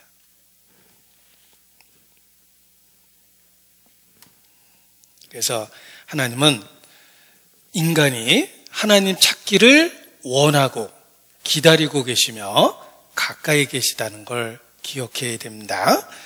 우리가 어떻게 하나님을 찾을 수 있는가? 우리 성경 강연회를 통해서 많이 듣게 되는데 우리의 본성 그 자체를 통해서 하나님을 찾을 수 있어요. 우리의 본성은 하나님의 형상으로 지음을 받았기 때문에 본능적으로 신의 존재를 느낍니다. 누군가가 있다는 걸 알아요. 그분이 누군지 모르는 거지 누군가가 있다는 건 본성이 증거예요. 하나님을 알 만한 것이 우리 속에 있습니다. 그리고 우리는 하나님이 계시다는 증거 속에서 매일의 삶을 살고 있어요. 창세로부터 보이지 않는 그의 신성과 능력이 그 만드신 만물에 분명히 보여 알게 되나니 우리는 그 만물 속에서 살아가고 기동하고 있습니다. 하나님이 계시다는 증거 속에서 일생을 살고 있는 겁니다. 그리고 하나님은 인간에게 분명히 자기 자신을 계시하셨어요. 하나님이 가라스테 말씀을 주셨습니다. 성경이 지구상에 수백 권이 있다면 우리가 하나님을 못 찾을 수도 있습니다. 그런데 달랑 하나의 성경을 주셨어요. 세상에는 종교는 많지만 하나님이 가라스테라는 책은 성경밖에 없어요. The Bible, 정관사 the 성경밖에 없다는 뜻입니다. 그리고 단지 말씀을 주신 게 아니라 여러 부분, 여러 모양으로 말씀하신 그 하나님이 아들로서 우리에게 말씀해 주셨어요. 육체를 갖고 이 땅에 직접 오셔서 내가 살고 있는 이 세상에서 나보다 더 열악한 일상 속에서 사시면서 우리를 직접 가르치셨습니다. 이 땅에서 육체를 갖고. 성경의 가장 크고 놀라운 소식 중에 하나입니다. 성육신.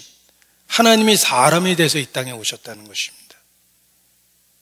온 세상에 미칠 큰 기쁨의 소식이라 천사도 그게 얼마나 기쁜 소식인지를 일깨워줬습니다. 구주가 나셨어요. 하나님이 육체를 갖고 이 땅에 오셨습니다. 계시의 절정이에요. 간접적으로 자신을 드러냈던 그 하나님이 마침내 육체를 갖고 내가 살고 있는 이 세상에 나와 같은 모양으로 오셔서 내가 이해할 수 있는 방법으로 말씀하셨어요.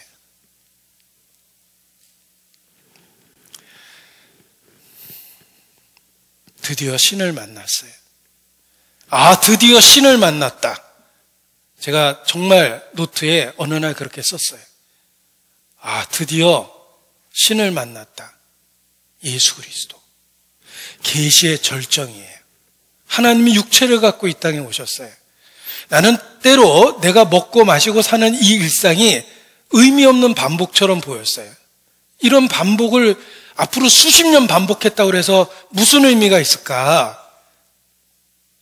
그런데 하나님이 육체를 갖고 이 땅에 오셔서 내가 살고 있는 이 세상에서 똑같은 일상을 보내셨어요. 하나님이 그렇게 사셨다면, 창조주가 직접 참여해서 그렇게 사셨다면 내가 사는 일상, 매일의 삶에도 의미가 있는 거야. 매일이 의미가 있게 됐어요.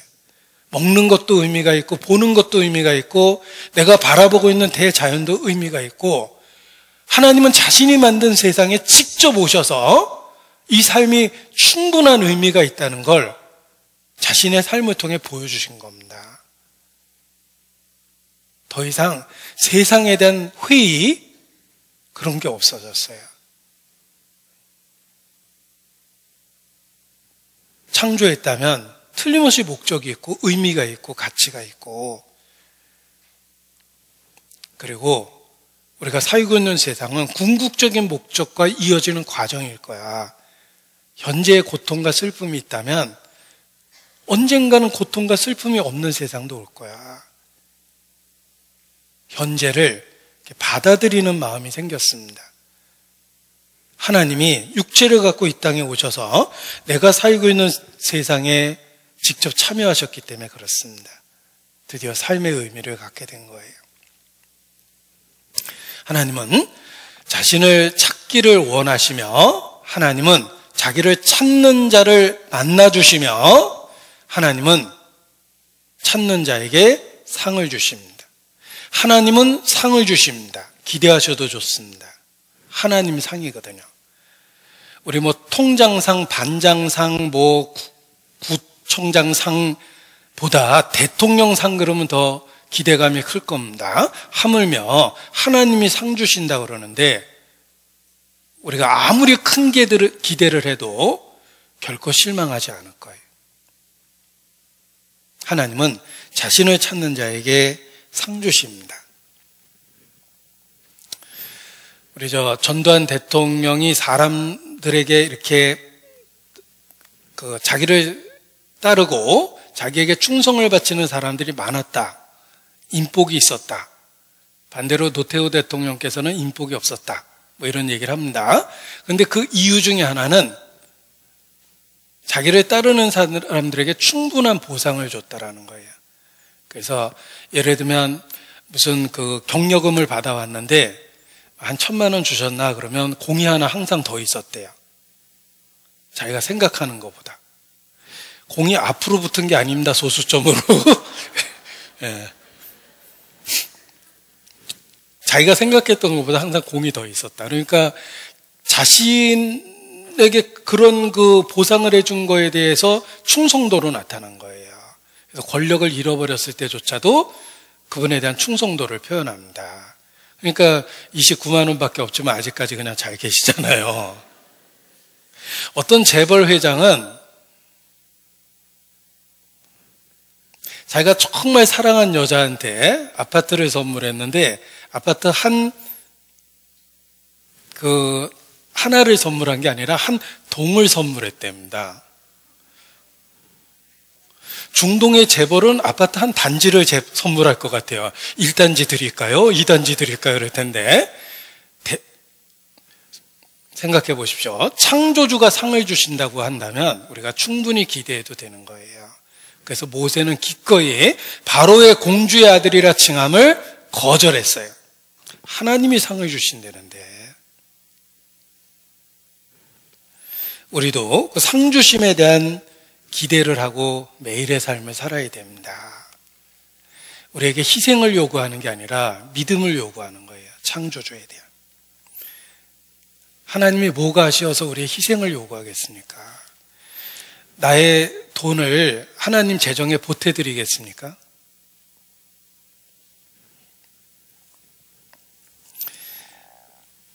하나님이 주시는 상급을 기대하면 우리의 삶이 달라질 수밖에 없습니다. 그리고 최고의 상은 사실 아브라함에게 주신 상을 우리에게도 주시는데 최고의 상이 무엇인지 보겠습니다. 창세기 15장입니다. 창세기 15장.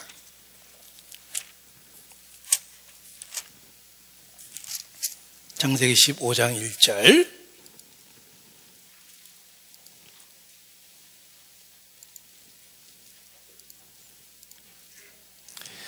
이후에 여호와의 말씀이 이상 중에 아브라함에게 임하여 가라사대 아브라함아 두려워 말라. 나는 너의 방패요 너의 지극히 큰 상급이니라. 아브라함은 사실 하나님이 약속한 애굽의 강가부터 저쪽 바벨로니아 쪽에 유브라데스 강변까지의 땅을 그의 후손에게 약속하셨는데 아브라함 생에는 보지 못했어요. 그는 땅 한 평도 소유하지 못했던 목축업을 했어요. 약간의 떠돌이죠. 정착한 거라기보다는 목축업을 했으니까 이동성을 가졌던 겁니다. 그래서 장막에 거했습니다. 아브라함에게는 최고의 상급을 주셨어요. 바로 하나님 자신을 준 겁니다. 모든 그리스도인에게 그리스도 안에서 주시는 상급은 하나님 자신이에요.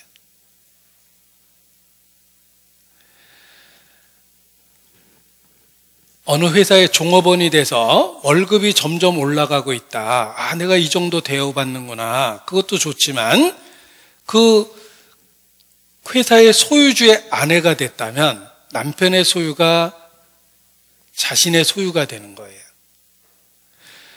종업원이 돼서 월급을 많이 받는 거하고 소유자의 아내가 돼서 그 모든 소유에 대한 법적 권리를 동등하게 갖는 거하고는 차원이 다릅니다. 하나님은 기꺼이 상급을 자기 자신을 내어주신 거예요. 그래서 그리스도 안에서 우리에게 주시는 상급이 얼마나 큰 상급인지 알고 기대하고 매일의 삶을 믿음의 이야기로 살아야 되는 것입니다. 히브리서 11장 6절 다시 봅니다. 히브리서 11장 6절. 믿음이 없이는 기쁘시게 못하나니 하나님께 나아가는 자는 반드시 그가 계신 것과 그가 자기를 찾는 자들에게 상 주시는 자이심을 믿어야 할지니라. 자, 그런데 이 말씀은 단순히 처음 신앙을 가질 때에 믿는 믿음의 내용이 아니라 신앙생활 가운데 매일의 삶 속에서 가져야 되는 믿음을 이야기합니다. 자, 보십시오. 처음 신앙을 가질 때 마저 믿음이 있어야 돼. 하나님이 계시는 걸 믿어야 되고 상 주시는 자심을 믿어야 되지. 이렇게 일회성으로 갖는 믿음이 아니라 매일의 삶 속에서 가져야 될 믿음입니다. 우리 일상에서 내가 겪고 있는 사건, 사고, 만나는 사람들 속에 하나님이 계시다는 것과 그 가운데 하나님의 뜻이 있다는 걸 믿어야 돼요. 그때 하나님이 상 주십니다. 내가 겪고 있는 일상 속에 하나님이 계시다는 걸 믿어야 되고 하나님이 그 가운데 역사하고 계시다는 걸 찾아서 믿어야 돼요. 거기에 상을 주십니다. 요즘의 무신론자는 관념적으로 신의 존재를 부정하는 정말 악한 사람도 많지만 요즘의 무신론자들은 실제적인 삶에 있어서 무신론자입니다. 지식적으로, 이론적으로, 관념적으로 신의 존재를 인정을 하지만 일상의 삶 속에서 하나님이 없는 것처럼 삽니다. 저희가 하나님을 시인하나 행위로는 부인하니 가증한 자요 복종치 아니하는 자요 모든 선한 일을 버리는 자니라. 디도서 1장에 그렇게 경고하셨습니다. 정말 큰 무신론자는 생활 속에서 하나님의 실존을 부인하는 거예요. 그냥 하나님이 없는 것처럼 삽니다. 그게 더 큰 문제예요. 우리는 매일의 삶 속에서 하나님이 계시다는 것과 하나님이 그 가운데 역사하고 계시다는 것을 찾아서 알고 믿어야 돼요. 그때 하나님이 상 주십니다. 여호와를 경외하는 것이 지혜의 근본입니다. 그리고 또한 지식의 근본이에요. 따라서 지혜와 지식의 근본은 여호와를 경외하는 것입니다. 여호와를 경외하는 것은 일상의 삶 가운데서 하나님을 인정하는 거예요. 하나님을 찾는 것입니다. 잠언 3장입니다.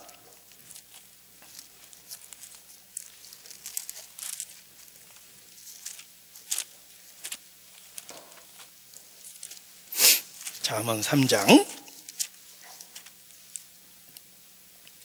5절입니다.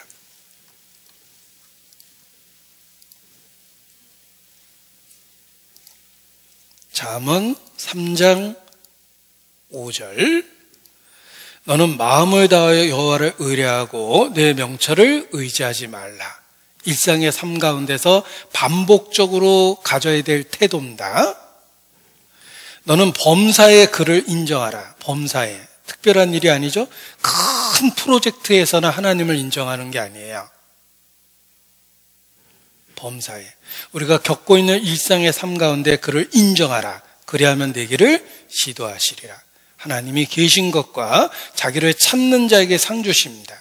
하나님을 찾아야 돼요. 스스로 지혜롭게 여기지 말지어다. 이 찾는 자라는 말이 문법적으로는 현재 분사라고 그럽니다. 현재 분사는 과거로부터 현재까지 이어지며 지금도 계속적인 행동을 현재 분사라고 그러는 거예요. 반복적이에요. 하나님을 찾는다라는 말은 결코 일회성이 아니에요. 매일의 삶 속에서 그리스도인은 하나님이 이 자리에 계시다는 것과 이 가운데 역사하고 계시다는 걸 찾아서 인정해야 돼요. 그때 하나님은 상 주십니다. 하나님을 어떻게 찾아야 되냐면 사슴이 시냇물을 찾듯이, 다윗의 표현입니다. 다윗은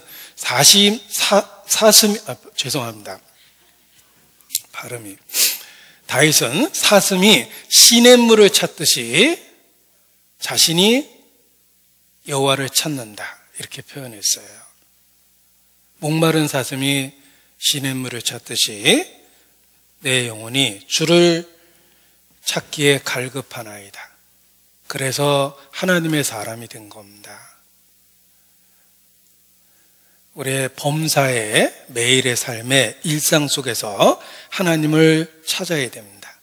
다윗은 블레셋으로부터 위협받을 때 여호와께 묻자와 갈았을 때 우리가 올라가리까 마리까, 그래서 나라를 지키고 승리의 삶을 살았습니다. 유혹의 현장에서 우리는 하나님이 계시다는 것과 하나님이 자기를 찾는 자에게 상 주시는 자이심을 반드시 믿어야 돼요. 청년 요셉이 보디발의 아내의 은밀한 유혹을 받았을 때 거절하고 뛰쳐나와 정조를 지켰습니다.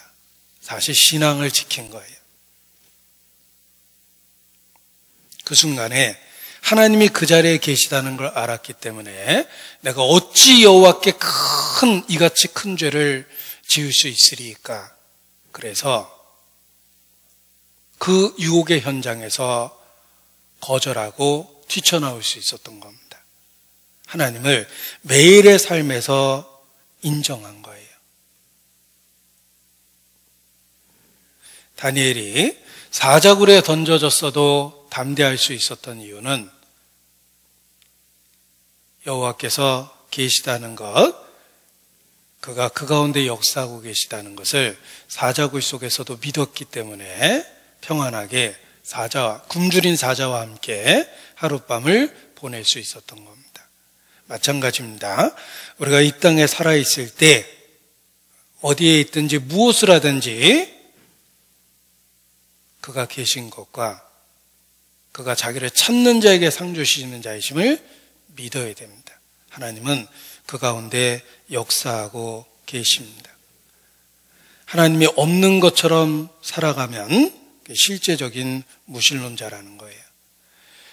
어린 다윗이 골리앗 앞에 섰을 때도 마찬가지입니다. 하나님이 계시다는 그 진리를 찾아서 붙잡고 골리앗 앞에 섰으니까 담대해진 거예요. 너는 칼과 단창으로 내게 나오지만 나는 내가 모욕하는 만군의 주 여호와의 이름으로 내게 나온다. 그래서 용감하게 승리할 수 있었습니다. 아시리아 군대가 예루살렘을 포위하고 위협했을 때 그 위협한 글을 히스기야가 가지고 여호와 앞에 펼쳐놓고 여호와께 기도했습니다. 그날 천사가 18만 5천 명 아수르 군대를 하룻밤에 괴멸시켰어요. 히스기야는 자신을 협박하는 그 편지를 들고 여호와 앞에 펼쳐놓고 하나님께 기도했습니다. 이 상황 속에 하나님이 계시다는 걸 믿었고 하나님을 찾는 자에게 상 주시는 거라는 걸 확실히 믿었기 때문에 그렇게 할 수 있었던 겁니다. 우리도 마찬가지입니다. 매일의 삶 속에 범사라고 표현한 것처럼 사소해 보이는 일조차도 하나님 앞에 펼쳐놓고 하나님이 그 자리에 계시고 이 사건 속에 역사하고 계시다는 걸 믿고 의지하면 하나님은 반드시 상 주십니다. 그래서 이 히브리서 11장 6절의 말씀이 우리가 처음 신앙을 가질 때 일회적인 것이 아니라 매일의 삶 속에서 반복되는 신앙생활의 원리를 말씀하고 계신 거다라는 것을 이해해야 됩니다. 특별히 고난의 순간에 그렇습니다. 우리의 삶은 수고와 슬픔뿐입니다. 수고가 많든 적든 매일의 삶은 연속적인 수고고, 슬픔의 강도가 크든 적든 인생은 그냥 매일의 삶이 수고와 슬픔뿐입니다. 누가 구세주 없이 이러한 삶에, 이러한 환경 속에서 신앙을 지킬 수 있겠습니까? 우리가 신앙을 지킬 수 있는 이유는 신실하신 하나님께서 여전히 우리와 함께하고 계시기 때문에 연약한 우리가 신앙을 지킬 수 있는 것입니다. 심지어 넘어진 그 순간에도 주님이 그 가운데 계시다는 걸 인정하고, 그는 여전히 변하지 않는 긍휼과 은혜로 우리를 바라보고 있다는 것을 기억하면 그 자리에서 다시 일어날 수 있습니다. 베드로가 그러했죠. 내가 나를 3번 부인하리라. 닭이 2번 울기 전에. 예수님을 3번 부인했습니다. 돌아보시는 예수님과 눈이 마주쳤어요.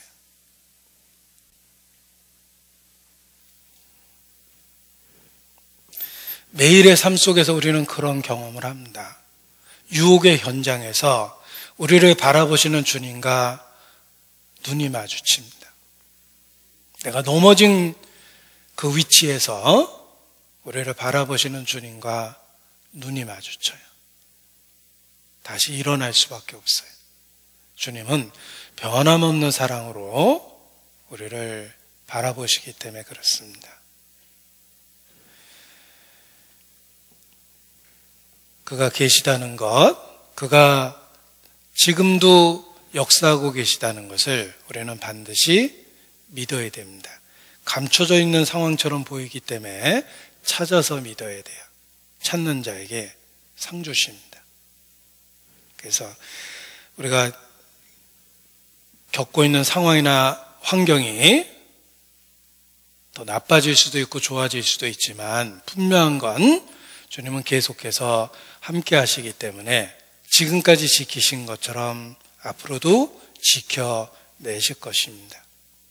우리가 해야 될 일은 주님이 이 가운데 역사하고 계시다는 것, 여전히 역사하고 계시다는 것, 그가 계속해서 함께하고 계시다는 것을 믿어야 됩니다.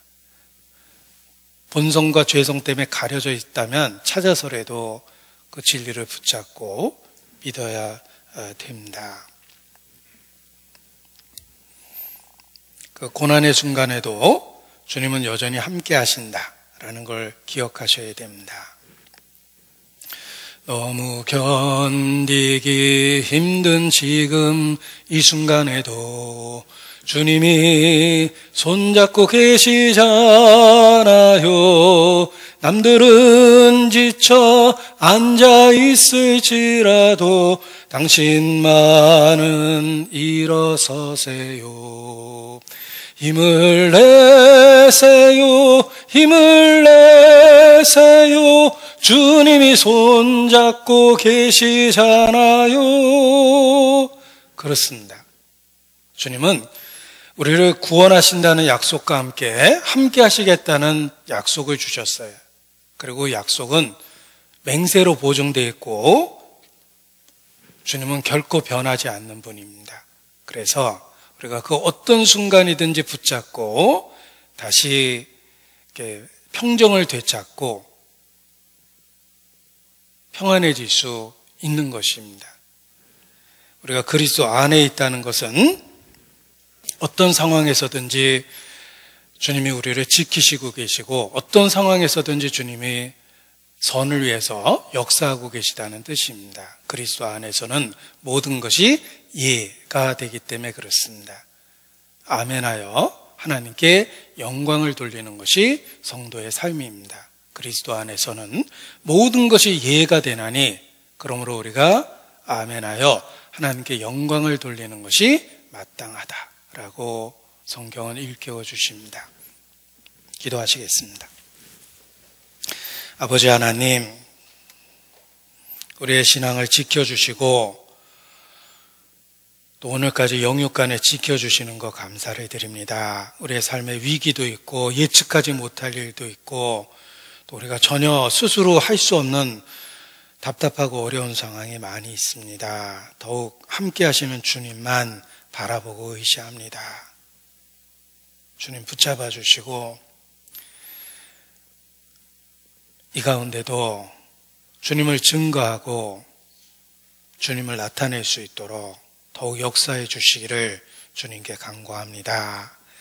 또 10월 19일 내일부터 있는 추계 수양회 그리고 11월 2일 대전도 집회도 주의 권능으로 예비해 주시고 우리를 통해 역사해 주시기를 주님께 간구합니다. 주께 의지합니다.